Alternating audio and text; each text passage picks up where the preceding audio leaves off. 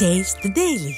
திருவண்ணாமலை மாவட்டம் செய்யாறு அடுத்த வடக்கம்பட்டு கிராமத்தில் உள்ள ஊராட்சி ஒன்றிய தொடக்கப் பள்ளியில் சத்துணவு கூடத்தில் தீ விபத்து ஏற்பட்டது. கோடை விடுமுறை முடிந்து பள்ளி திறக்கப்பட்ட நிலையில் சத்துணவு சமையலர் மாணவர்களுக்கு காலை உணவை தயார் செய்ய எரிவாயு சிலிண்டரை பற்ற வைத்துள்ளார்.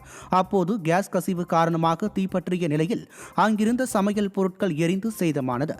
நல்வாய்ப்பாக யாருக்கும் பாதிப்பு ஏற்படாத நிலையில் பள்ளி திறக்கப்படுவதற்கு முன்பாக பள்ளிகளை முறையாக ஆய்வு செய்யாமல் அலட்சியமாக இருந்த விடிய அரசின் அதிகாரிகளுக்கு பெற்றோர் கடும் கண்டனம் தெரிவித்தனர். நீலகிரி மாவட்டம் கூடலூர் அருகே 4 நாட்களில் சாலை வசதி ஏற்படுத்திய அதிமுக சட்டமன்ற உறுப்பினர் பொன் ஜெயசீலனுக்கு மலைவாழ் மக்கள் நன்றி தெரிவித்தனர்.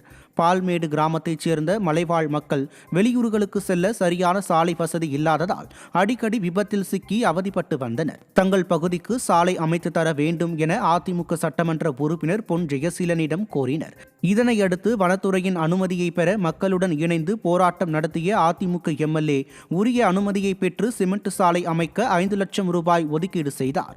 4 நாட்களில் அமைக்கப்பட்ட சிமெண்ட் சாலையை அதிமுக சட்டமன்ற உறுப்பினர் பொன் ஜெயசீலன் திறந்து வைத்ததால் மலைவாழ் மக்கள் மிகுந்த மகிழ்ச்சியடைந்தனர்.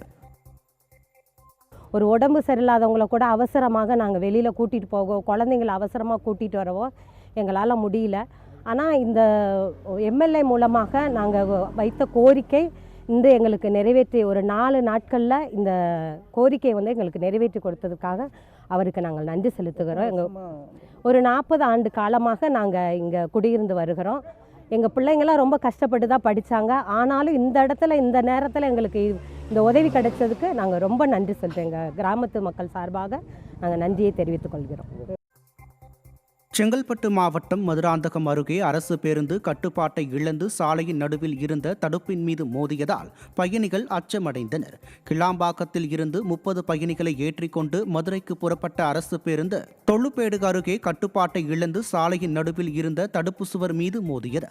இந்த விபத்தில் நல்வேளையாக பயணிகளுக்கு அசம்பாவிதம் ஏற்படாத நிலையிலும் கட்டுப்பாட்டை இழந்து பேருந்து தாறுமாறாக சென்றதால் பயணிகள் பீதியடைந்தனர்.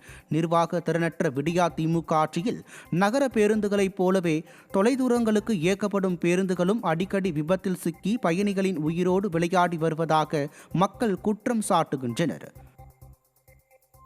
கரூர் மாவட்டம் குளித்தலை அருகே அரசு நெல் கொள்முதல் நிலையம் அமைக்க வலியுறுத்தி விவசாயிகள் அறுவடை செய்த நெல்லை டிராக்டரில் வைத்துக் கொண்டே சாலை மறியலில் ஈடுபட்டனர். கழுவூரில் ஆண்டுதோறும் அமைக்கப்பட்டு வந்த அரசு நெல் கொள்முதல் நிலையம் இந்த ஆண்டு அமைக்காமல் அரசு அதிகாரிகள் அலட்சியமாக இருந்ததாக கூறப்படுகிறது.